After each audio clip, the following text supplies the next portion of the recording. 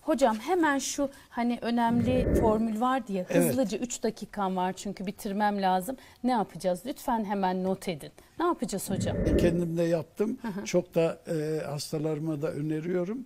Zeytinyağı, limon. Yani şöyle büyük bir su bardağına Evet, 4-5 şu su bardağına evet, koyacağız. evet 4-5 limonu sıksınlar. Üstüne de zeytinyağı koysunlar. Dolapta dursun.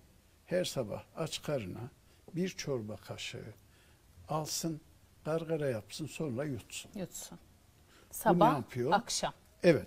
Bu viral enfeksiyonların laringiste oluşturduğu, yani solunum borusunda oluştuğu, çünkü aylarca süren öksürükler var. Ben bunu uygulayıp bir hafta sonra öksürüğü geçen çok insan biliyorum. Ah, çok önemli. Özellikle Yani, şu dönemde evet, öksürük yani o kadar bunu çok ki. hastalığı beklemeden, bunu sağlıklıyken yapsınlar. Bu çok önemli. Çünkü şu zamanda, şu dönemde yaşadığımız bu hastalıkların tedavisi için önce kendimiz korunacağız.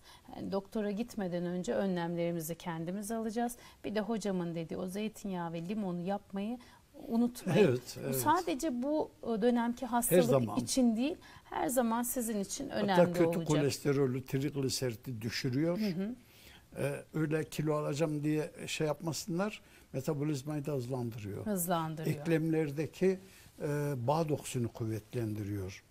Yani elastik dokuları, kolajen dokuları kuvvetlendiriyor. Çünkü eklem hastalıklarının en büyük sebebi kolajen doku hasarlarıdır.